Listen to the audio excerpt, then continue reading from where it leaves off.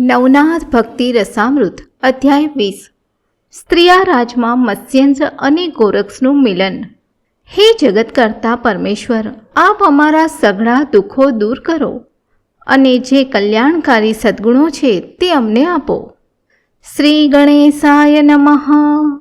હરિ ઓમ નમઃ શિવાય।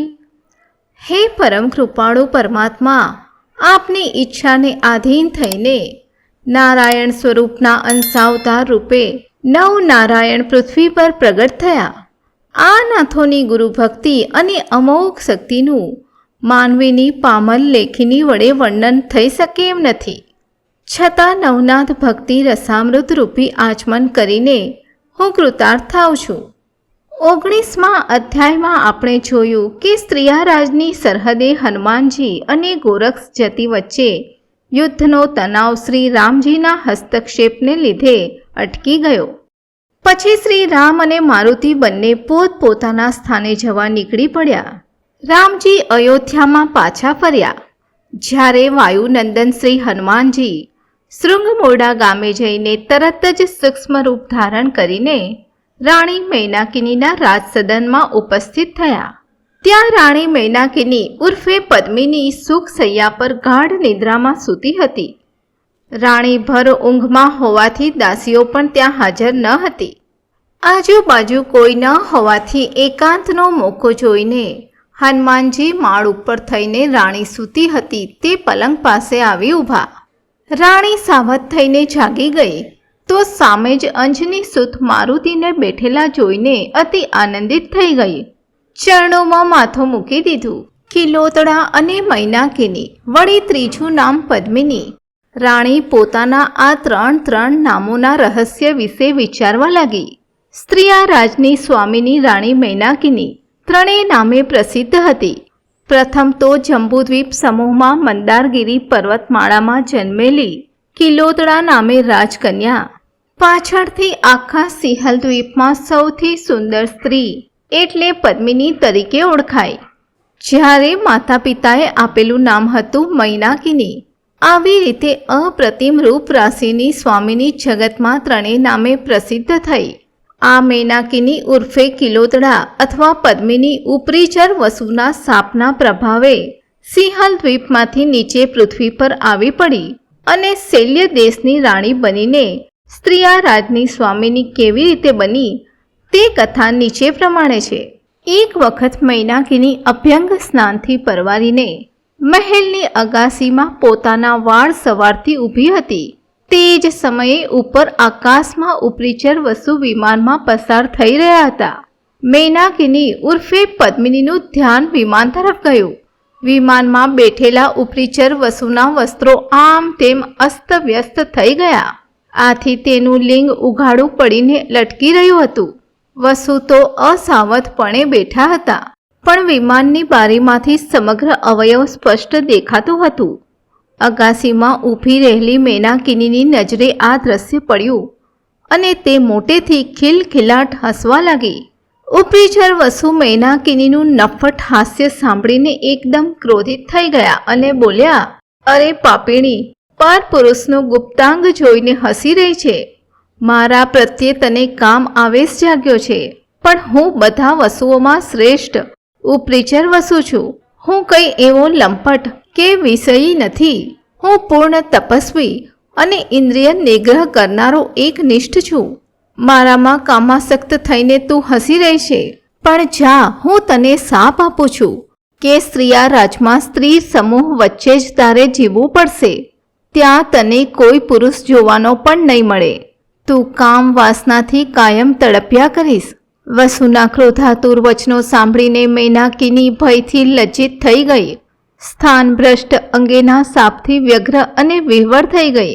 થર થર ધ્રુજતી નતમસ્તકે સ્તુતિપૂર્વક વસુનાથને વિનંતી કરવા લાગી, હે મહારાજા વસુનાથ, મારાથી ઘોર અપરાધ થઈ ગયો છે। અપરાધનું હું વિવરણ કરી શકું એમ નથી। મારા પ્રારબ્ધ યોગે મારાથી આવું અઘટિત કૃત્ય થઈ ગયું છે। હવે કર્મના ભોગ ભોગવ્યા સિવાય છૂટકો નથી। પરંતુ મહારાજ, હવે એનું નિવારણ પણ સૂચવો અને મને મારા પદ પર પાછી પ્રસ્થાપિત કરો। ભલે મારે સ્ત્રિયારાજમાં જવું પડે, પણ ત્યાં મારો કામાગ્નિ શાંત થાય અને ફરી પાછું સ્વર્ગાગમન મને સંભવે એવો નિવારક શાપ આપી મારો ઉદ્ધાર કરો. ઉપરીચર વસુ પદ્મિનીના મધુર સંભાષણથી પ્રસન્ન થયા અને કહેવા લાગ્યા, હે કન્યકે, તું સ્ત્રિયારાજમાં રાણી કિલોતડા તરીકે રાજ્ય સિંહાસને બેસશે. ત્યાં મારો પુત્ર પ્રતાપી નાથ પંથી મત્સ્યેન્દ્ર આવશે, જે તારી કામ વાસના પૂર્ણપણે સંતોષશે. તેનાથી તને મીનનાથ નામે પુત્ર થશે. એ પણ નાથ પંથના કીર્તિ ગુચ્છમાં નવીન ઉમેરો કરશે.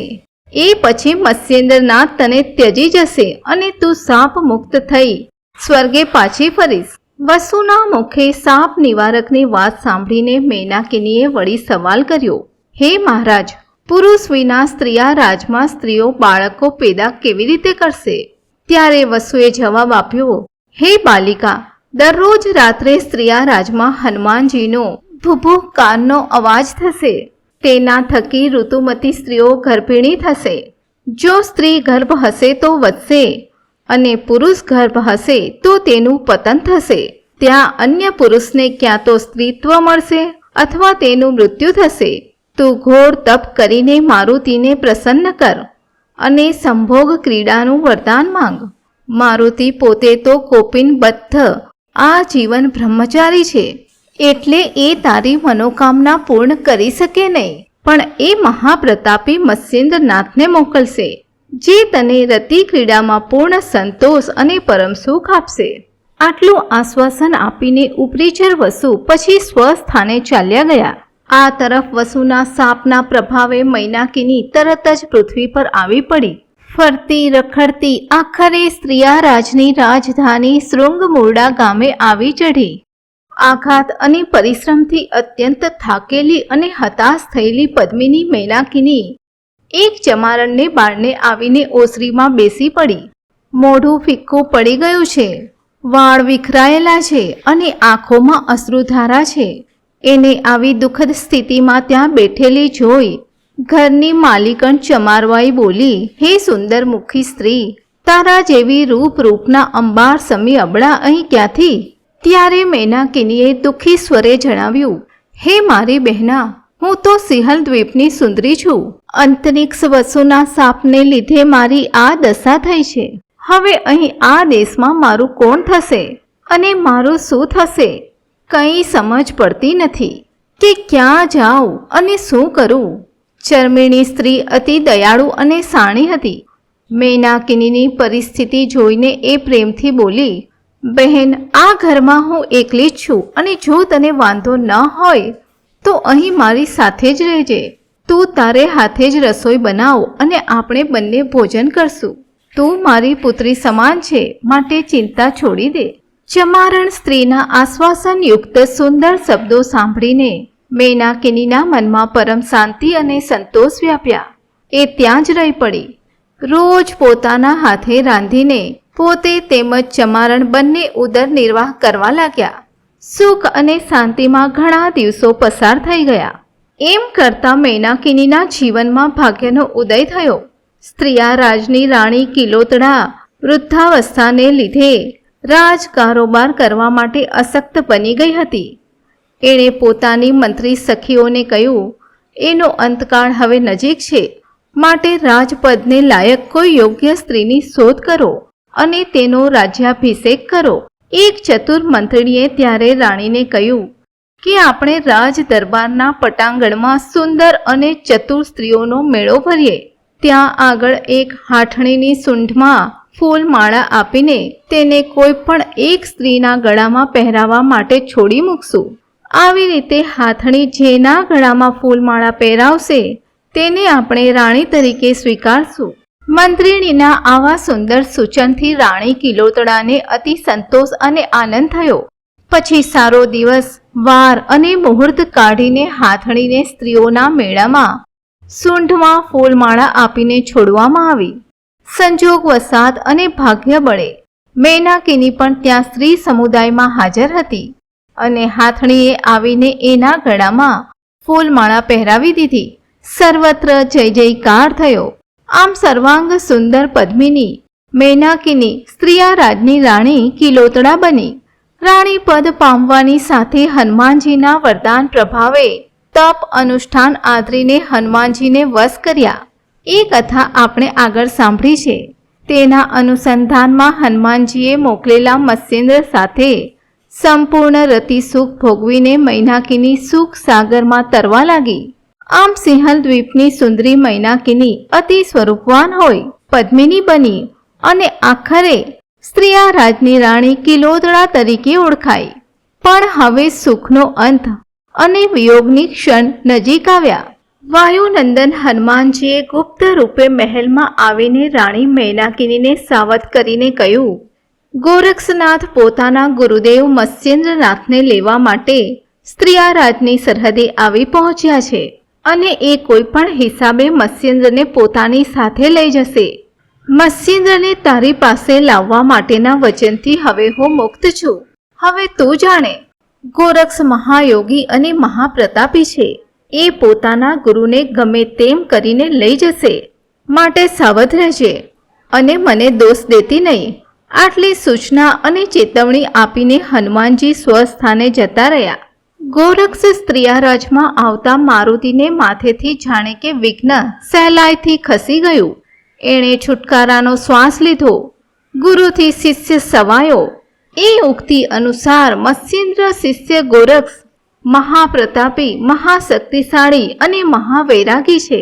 એ સર્વોપરી વિરક્ત તપોધન છે. એને દુનિયાની કોઈ પણ ભૌતિક સંપત્તિ આકર્ષી શકે નહીં. એ તો વાચા ગૌરવ, દ્રવ્ય ગૌરવ, આસન ગૌરવ અને વચન ગૌરવ છે. નાથ સંપ્રદાયના અતિ વિરલ અને ગૌરવશાળી યોગીઓમાં ગોરક્ષનાથ શ્રેષ્ઠ છે. આવા યોગી શ્રેષ્ઠ મુનિવર ગોરક્ષનાથે મારુતિને પોતાના અડગ નિશ્ચયની આખરી સૂચના આપ્યા પછી સ્ત્રીયા રાજની સરહદેથી પોતાનો મુકામ ઉઠાવ્યો અને વાર વનિતાઓની મંડળી સાથે સ્ત્રીયા રાજમાં પ્રવેશ કર્યો. એક નગરથી બીજે નગરે, એક ગામથી બીજે ગામ એમ મુકામ કરતા કરતા સકળ સંઘ પંખીઓ જેમ એક ઝાડ પરથી બીજા ઝાડ પર ગમન કરે તેની જેમ આગળ વધતો આખરે શૃંગમોરડા ગામને પાદરે આવી પહોંચ્યો. નજીકમાં જ ધર્મશાળા હતી. ત્યાં ગણિકાઓના સાથે ઉતારો કર્યો અને બાજુમાં શિબિર ઊભી કરીને મુનિવર અને શિષ્ય સમુદાય ઠરીઠામ થયા. મુકામ કર્યા પછી ગણિકાઓની મુખ્ય નાયિકા કલિંગા 16 શણગાર સજીને જાત જાતની ઉત્તમ પ્રકારની ચીજ વસ્તુઓ, વસ્ત્રાભૂષણો અને અલંકારોની ભેટ લઈને 5-7 સ્વરૂપવાન તેમજ ચતુર વનિતાઓના સંગાથમાં રાજ દરબારે રાણીને મળવા ઉપડી. મહેલના દરવાજે ઊભેલા દ્વારપાળને અંદર ખબર આપવા જણાવ્યું. દ્વારપાળે અંદર જઈને રાણી કિલોતડાને કહ્યું કે અત્યંત સ્વરૂપવતી, સકલ ગુણ સંપૂર્ણ, ગાયન વાદન કળામાં નિપુણ એવી વનિતાઓ ગણિકાઓનો સંઘ તમને મળવા આવ્યો છે. રાણીએ તે લોકોને સભા મંડપમાં બેસાડવા કહ્યું. તરત જ દાસીએ દોડતા જઈને મુખ્ય નાયિકા કલિંગાને ખબર આપી અને લોકોને સભાસ્થાનમાં દોરી લઈ આવી. સભા મંડપના મધ્ય સ્થાને રત્નજડિત સુવર્ણના સિંહાસન પર મત્સ્યેન્દ્રનાથ બિરાજ્યા હતા અને તેમની ડાબી બાજુએ બીજા આસન પર રાણી મૈનાકિની સુંદર વસ્ત્રાલંકારથી શોભતી હતી અને શુભ્ર ચાંદનીમાં નક્ષત્ર રાજ ચંદ્રમાની જેમ મત્સ્યેન્દ્રનાથ સકળ સ્ત્રી સમુદાયથી સુશોભિત સભા મંડપમાં દેદીપ્યમાન લાગતા હતા.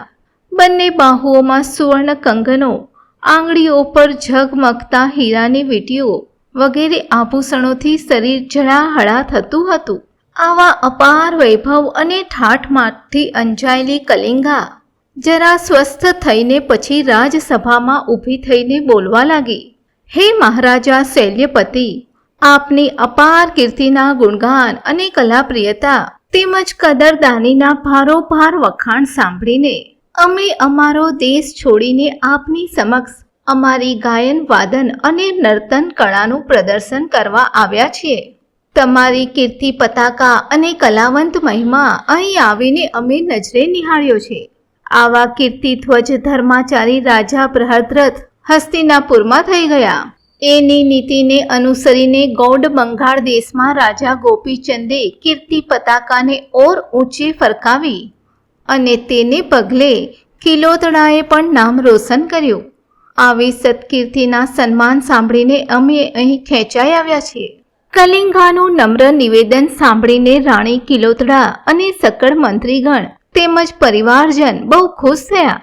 પછી આપસમાં વિચારણા કરીને કલિંગાની મંડળીને ભોજનની સાધન સામગ્રી આપી અને કહ્યું કે આજે રાત્રે તેમના ગાયન વાદન કાર્યક્રમનું આયોજન કરવું.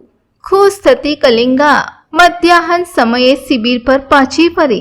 બધાએ ભોજન કર્યું.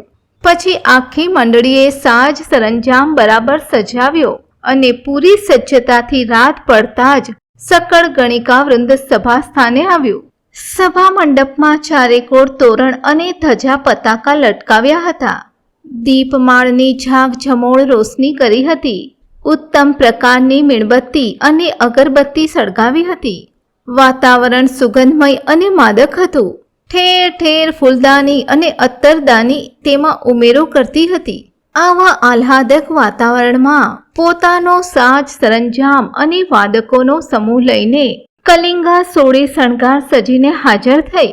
એ સમૂહના અગ્રભાગે ગોરક્ષનાથ ચાલતા હતા. કલિંગા લાગ જોઈને ગોરક્ષની લગોલગ થઈ ગઈ અને એને એક મુશ્કેલી જણાવી કે પુરુષ પ્રવેશ પર અહીં પ્રતિબંધ છે, તો ગોરક્ષ પોતે કેવી રીતે આવશે? ત્યારે ગોરક્ષે શાંતિથી જવાબ આપ્યો કે એણે ચિંતા કરવાની જરૂર નથી. એ જ્યારે મંચ પર નૃત્ય નાટિકા કરશે ત્યારે એ પોતે નેપથ્યમાં રહીને મૃદંગ વગાડશે. સભાજનો ખુશ થશે અને પૈસા અને માન બંને મળશે. જે જોઈએ તે માંગી શકશે. કલિંગા ગોરક્ષની વાત સાંભળીને વિચારમાં પડી ગઈ અને પછી કહેવા લાગી, હે મહારાજ, સભામાં તો કેવળ સ્ત્રીઓ જ હશે. પુરુષનું તો ત્યાં નામ નિશાન નહીં હોય. પછી અમારી સાથે તમે આવશો તો અનેક જાતના તર્ક વિતર્ક અને વાદ વિવાદ શરૂ થશે કે સ્ત્રીયા રાજમાં પુરુષ ક્યાંથી?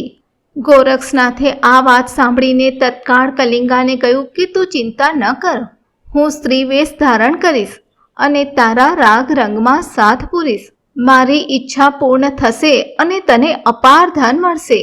આ સાંભળીને કલિંગા હર્ષની મારી નાચી ઉઠી અને કહેવા લાગી, તો જરૂર, બહુ સારું. પછી ક્ષણ માત્રમાં ગોરક્ષનાથે રૂપના અંબાર સમી સ્ત્રીનો વેશ ધારણ કર્યો. કપાળમાં કંકુ, હાથમાં કંગન, શેથામાં સિંદૂર અને હીરા રત્ન જડિત આભૂષણો અને વસ્ત્રાલંકારોથી શોભિત 16 શણગાર સજ્યા. સિર પરની ચટાનો એવો સુંદર કેસ કલાપ સવાર્યો કે જોનાર દંગ થઈ ગયા. ખુદ કલિંગા અને ગણિકાઓનો સમૂહ ગોરક્ષના સ્ત્રી વેશને જોઈને આશ્ચર્યચકિત થઈ ગયો અને માહો માહે વાત કરવા લાગ્યા. ઓહોહો, આ તો જાણે રંભા સમાન અપ્રતિમ રૂપધારી છે.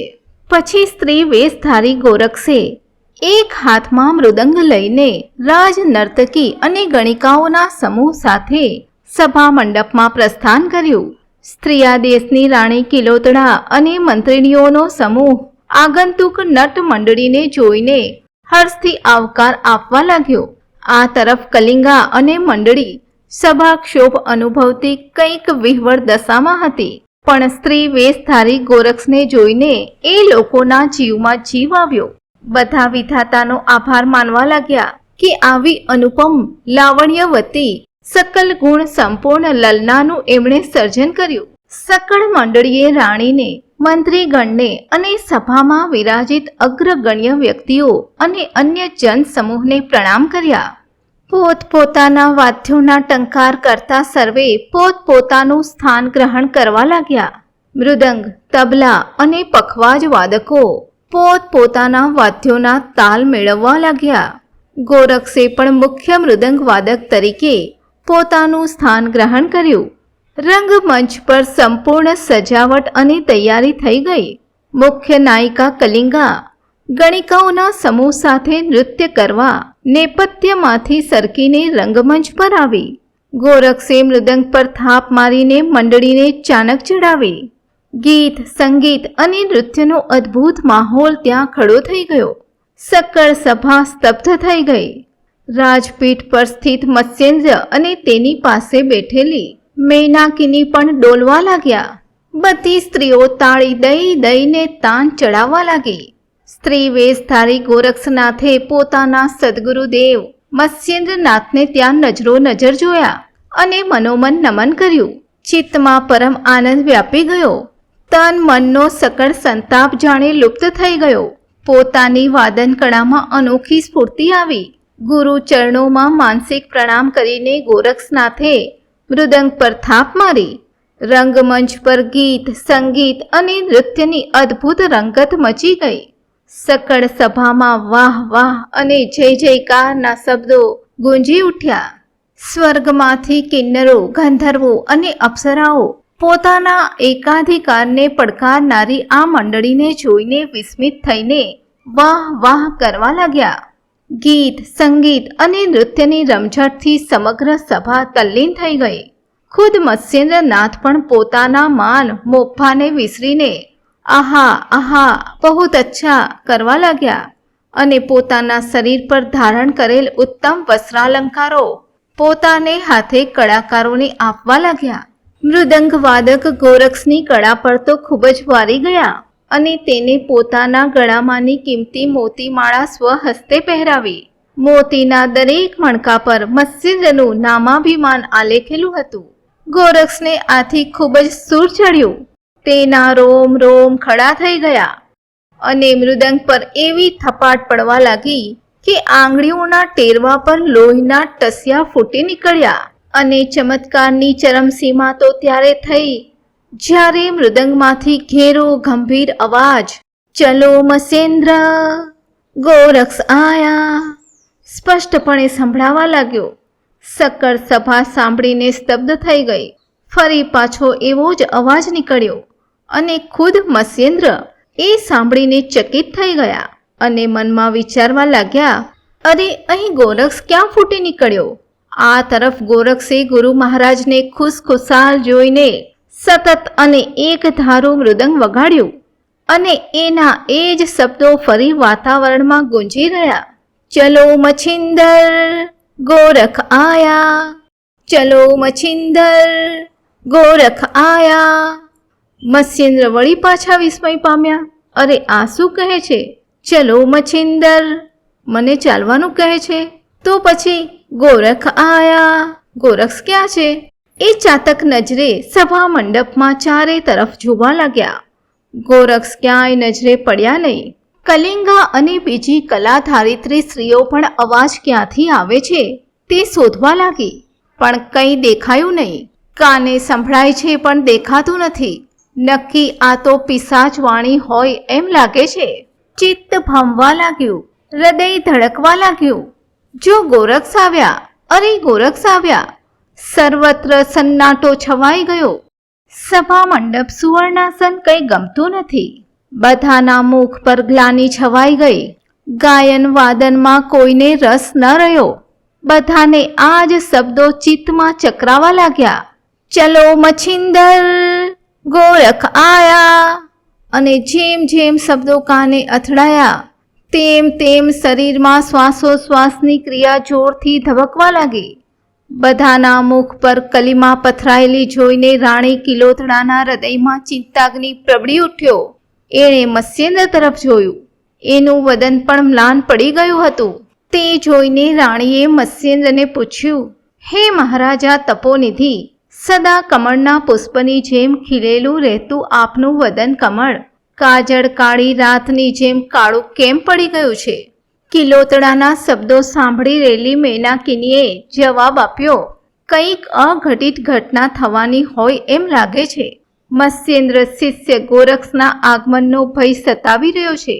તે પરમ પવિત્ર ભક્ત શિરોમણી, કઠોર ઇન્દ્રિય નિગ્રહી, મહાતપસ્વી અને પરમ વૈરાગી છે. તે જો આ ગામમાં આવે તો મત્સ્યેન્દ્રને પોતાના દેશમાં પાછા લઈ જશે. તો પછી તમારી સુખમય રતિ ક્રીડાની રંગભરી રાતો સૂરજ ઉગતા અંધકાર ભાગે તેમ ગોરક્ષના આગમનથી વિલીન થઈ જશે. આ સાંભળીને મેનાકિનીને મારુતિએ આપેલી સૂચના અને સાવધાની યાદ આવી. એના હૃદયમાં વેદનાનું વિષ વ્યાપી રહ્યું. મુખ ઝાંખું પડી ગયું. ગાયન વાદન અને નાટક ચેટકમાંથી રસ ઉડી ગયો. ચિંતા અને વ્યાકુળતાથી વિવરતા વધવા લાગી. ચતુર મેનાકીની ખૂબ ધ્યાનથી સાંભળી રહી હતી. તેને ચોક્કસપણે જણાયું કે આ શબ્દ ધ્વનિ નક્કી મૃદંગમાંથી જ નીકળી રહી છે. ગોરક્ષનું આગમન જરૂર થશે જ, એ વિશે શંકા રહી નહીં. હનુમાનજીએ ખબર આપી હતી તે પ્રમાણે હવે ચોક્કસ થશે જ. નક્કી આ મૃદંગ માયાવી છે. છતાં વધારે ખાતરી કરવા માટે એક યુક્તિ વિચારી. બધા કલાકારોને પોતપોતાના વાજિંત્રો સાથે રાજમહેલમાં સંગીત ખંડમાં લઈ જવામાં આવ્યા. પછી રાણીએ કહ્યું કે તમારા વાદ્યો તો તમે ખૂબ જ સુંદર વગાડો છો, તો હવે અમારી સંગીત શાળાના વાદ્યો પણ વગાડી બતાવો. ત્યારે કલિંગાએ જવાબ આપ્યો, જરૂર, તમારા વાદ્યો પણ વગાડી જોઈએ. મેનાકીની રાણીએ એક દાસી પાસે તરત જ વાજિંત્રો મંગાવ્યા. કલિંગાએ અતિ કુશળતાથી વાદ્ય વગાડી બતાવ્યું. એ સાંભળીને ચતુર મેનાકીનીએ પોતાની કલાવંતી સેવિકાને કલિંગાનું વાદ્ય આપીને પાછળ ઊભી રાખી અને કહ્યું કે આગળના વાદ્યો જે પ્રમાણે વાગે તે જ પ્રમાણે શબ્દે શબ્દ તમારા મૃદંગમાંથી કાઢવો. કલાવતી સેવિકાએ મૃદંગ વગાડ્યું તો ખરું, પણ આગળ વાગતા વાદ્યોના શબ્દે શબ્દ પકડી શકી નહીં. રાણીની શંકા પાકી થઈ. તે તરત જ પુરવડા એટલે સ્ત્રી વેશધારી ગોરક્ષનો હાથ પકડી તેને એકાંતમાં લઈ ગઈ. તેના ચરણોમાં માથું મૂકી પ્રણામ કર્યા અને પૂછ્યું, હે માઈ, તમે કોણ છો તે સાચે સાચું કહો. હવે મનમાં કંઈ જ સંશય રાખશો નહીં. જો કંઈ ચોરી રાખશો તો તમને તમારા ગુરુની આણ છે, માટે સાચું જ કહેજો. રાણીના આવા વચનો સાંભળી ગોરક્ષ મનમાં વિચારવા લાગ્યા કે હવે પ્રગટ થવાનો પૂર્ણ સમય પાકી ચૂક્યો છે. આજ સારું મુહૂર્ત છે. તેણે રાણી પ્રત્યે અહોભાવથી જોયું અને બોલ્યા, માઈ, હું કઈ સ્ત્રી નથી. હું મત્સ્યેન્દ્રનો પ્રિય શિષ્ય ગોરક્ષ નામે ઓળખાઉં છું. સ્ત્રી વેશ ધારણ કરીને તારા રાજ દરબારમાં દાખલ થયો છું. આ સાંભળતા જ રાણી ફરી ફરી ચરણોમાં પડીને પ્રણામ કરવા લાગી. પછી પુરુષના વસ્ત્રો ગોરક્ષને પહેરવા માટે મંગાવી આપ્યા અને કહેવા લાગી, હે ગોરક્ષ, તું મારો પુત્ર. દેવયોગે તારું મિલન થયું છે. અગાઉ મત્સ્યેન્દ્રનાથે તારા વિશે વાત કરી હતી. ત્યારથી જ મારા તન મન પ્રાણ તને અર્પણ કરી ચૂકી છું. પછી રાણીએ પોતાના હાથે જ વસ્ત્રાભૂષણો અને સુવર્ણ અલંકારોથી ગોરક્ષને શણગાર્યા. માથે જડાહળા નવરત્ન મુગટ પહેરાવ્યો અને તેનો હાથ પકડીને રાજસભામાં મત્સ્યેન્દ્રની સામે લાવીને ખડા કર્યા. એને જોતા જ મત્સ્યેન્દ્રનાથે ભવા ચડાવ્યા. પછી મનમાં વિચારવા લાગ્યા, અહીં પુરુષ ક્યાંથી આવ્યો? નજીક આવીને મેનાકીનીએ ગોરક્ષની ઓળખાણ કરાવી અને કહ્યું, આ ગોરખ જતી છે. મનમાં તમારું રટન કરતો તમને મળવા માટે આવ્યો છે. આજે દેવયોગે મને પણ મારો પ્રાણ પ્રિય પુત્ર મળી ગયો છે. એ મારો જ્યેષ્ઠ પુત્ર છે. હવે મારે માથેથી ચિંતાનો ભાર ઓછો થયો છે, કારણ કે એ રાજ્યનો સમગ્ર કારોબાર સંભાળશે અને પોતાના નાના ભાઈ મીનનાથની સંભાળ રાખશે. વૃદ્ધાવસ્થામાં પ્રભુએ મારા તરફ જોયું છે. હવે મને કંઈ ફિકર ચિંતા રહી નથી. મૈનાકિનીના આવા બોલ સાંભળીને ગોરક્ષ મનમાં ને મનમાં હસવા લાગ્યા. મને આ રાજ વૈભવ અને સ્નેહ સંબંધોની શું જરૂર છે? હું તો વૈરાગી છું. મને કંઈ જ ખપે નહીં. મારી જરૂરત પૂરતી જ માતાની વાત હું માની શકું. મારે રાજકાજ વૈભવ વિલાસ કંઈ જ જોઈતું નથી. આ બાજુ મૈનાકીની રાણીના વચનો સાંભળીને મત્સ્યેન્દ્ર આસન પરથી ઉઠ્યા અને પ્રેમથી ગોરક્ષને પોતાના બાહુઓથી હૈયા સરસા ચાપીને ગાઢ આલિંગન આપ્યું. પછી કલિંગા અને તેની મંડળીને બોલાવીને અપાર ધન તેમજ વસ્ત્રાલંકારોની ભેટ આપીને ખૂબ જ માનપૂર્વક વિદાય આપી. પછી ગોરક્ષને પોતાની પાસે જ બેસાડી તેને માથે અને વાસે પ્રેમભીનો હાથ પસવાર્યો અને તેની ખબર પૂછી. ગોરક્ષનાથે બદ્રિકાશ્રમમાં 12 વર્ષ સુધી લોહકંટક પર પગના અંગૂઠા પર ઊભા રહીને તપનું અનુષ્ઠાન કર્યું અને બધા દેવોને પ્રસન્ન કરી તેઓના આશીર્વાદ અને વિદ્યાશક્તિ પ્રાપ્ત કર્યા તેનું વિગતે વર્ણન કર્યું. તે પછી શંકર અને પાર્વતીને પ્રણામ કરી બધા દેવોનું આતિથ્ય સ્વીકારી બધે પરિભ્રમણ કર્યું. તે વાત પણ સવિસ્તાર જણાવી અને ઉમેર્યું, પણ હે ગુરુદેવ, ક્ષણ ક્ષણ પલ પલ આપનું સ્મરણ હૈયામાં રમતું હતું. તમારો વિયોગ સહેવાતો ન હતો. અંતરમાં અપાર વેદના અને દુઃખ થતું હતું. પાણીમાં રહીને માછલી તરફડે તેવી રીતે સંસારમાં હું ફરતો હતો. તમને શોધવા માટે આકાશ પાતાળ એક કર્યા અને આખરે અહીં તમારી ભાળ મળી. હવે તો પ્રાણ જાય તો પણ તમારા વિના રહેવું નહીં એ નક્કી છે. ગોરક્ષની આવી આર્ત વાણી સાંભળીને મત્સ્યેન્દ્રે વારંવાર એને છાતી સરસો દાબ્યો અને પછી અત્યંત પ્રેમ ભાવે ગોરક્ષનો વાંસો થાબડીને કહ્યું, હે વત્સ, મારું ચાલે તો તને કદાપી મારાથી જુદો ન કરું, હંમેશા સાથે જ રાખું. તારું બાળપણ મારી છત્રછાયામાં જ વીત્યું છે. લાલન પાલન અને વિદ્યાપાર્જન મારે હસ્તગત થયું છે. સંજોગ વસાત તું બદ્રિકાશ્રમમાં તપ અનુષ્ઠાન માટે ગયો અને પ્રારબ્ધ યોગે મારી દિશા બદલાઈ.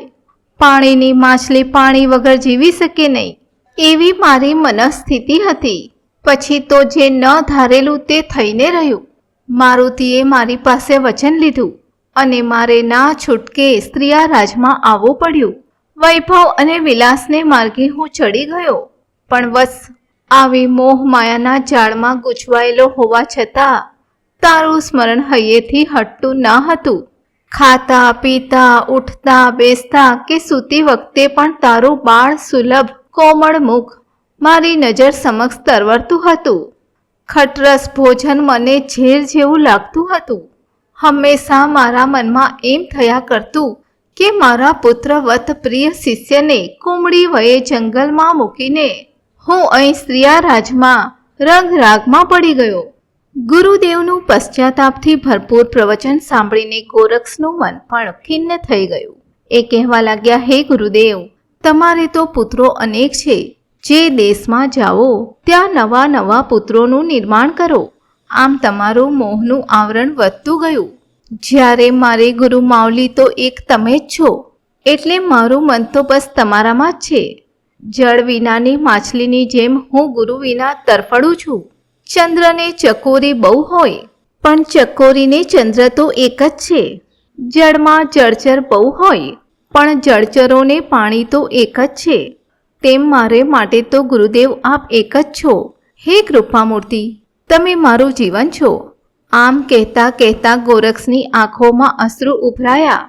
એ જોઈને મત્સ્યેન્દ્રનાથનું હૃદય ગદગદિત થઈ ગયું. અત્યંત ભાવ વિભોર થઈને એણે ગોરક્ષના આંસુ લૂછ્યા, માથે ચુંબન કર્યું અને ફરી ફરી આલિંગન આપતા કહ્યું, હે વત્સ, તું સાચું જ કહે છે. તારું મારા વિના બીજું કોઈ નથી. પછી સભા વિસર્જન કરીને બંને જણા ભોજનશાળામાં આવ્યા. મત્સ્યેન્દ્રનાથે પોતે જ ગોરક્ષને ભોજન પીરસીને ખૂબ પ્રેમથી જમાડ્યા. ભોજન કર્યા પછી ગોરક્ષને લઈને મત્સ્યેન્દ્ર શયન ગૃહમાં આવ્યા. ગોરક્ષને પોતાની પાસે જ એક જ બિછાનામાં સુવાડ્યા. સવાર થતાં સ્નાન કરીને સંધ્યા વંદન પતાવી મત્સ્યેન્દ્રનાથ રાજસભામાં આવી સુવર્ણાસને બિરાજ્યા. ત્યાં ખોળા પર એક બાજુએ મીનનાથ અને બીજી બાજુએ ગોરક્ષને બેસાડ્યા. જેવી રીતે શંકર ભગવાન ગજાનન અને કાર્તિકેયને પોતાના ખોળામાં બેસાડે અને યશોદા માતા બળરામ અને કૃષ્ણને પોતાની ગોદમાં તેડે, તેવી રીતે બંનેને એક ખોળે બેસાડી મત્સ્યેન્દ્રનાથે મીન અને ગોરક્ષનું બહુમાન કરી ગૌરવ વધાર્યું. સમગ્ર સભા આશ્ચર્યચકિત થઈને આ અનેરું દ્રશ્ય જોઈ રહી. પછી તો આ નિત્ય ક્રમ થઈ ગયો. શૈલ્ય સુંદરી રાણી મૈનાકીની આથી અત્યંત પ્રસન્ન થઈને પરમ કૃપાળુ પરમાત્માને પ્રાર્થી રહી કે આ સુખ માધુરીનો અખંડ લાભ આ દેશને હંમેશા મળતો રહે. નાથ પંથના મહાન યોગીશ્વરની કૃપા પ્રસાદી રૂપ આ બે પુત્રો ગોરક્ષનાથ અને મીનનાથની યશ ગાથા યુગો સુધી ત્રણેય લોકમાં ગવાતી રહે અને નાથ પંથની યશ પતાકા અજર અમર અને અવિરત ફરકતી રહે. ઇતિ ઓમ નવનાથ ભક્તિ રસામૃત અધ્યાય 20મો સમાપ્ત. જે કોઈ આ અધ્યાય ગાય, શીખે કે સાંભળે તેના પર મત્સ્યેન્દ્રનાથ, મીનનાથ અને ગોરક્ષનાથની કૃપા હર હંમેશ વરસતી રહે. તેનો ચિત્તભ્રમ નાશ પામે, મનની શાંતિ સદા રહે. શુભમ ભવતુ. અવધૂત ચિંતન શ્રી ગુરુદેવ દત્ત. સદગુરુ દેવ કી જય. નવનાથ ચિંતન શ્રી ગુરુદેવ દત્ત.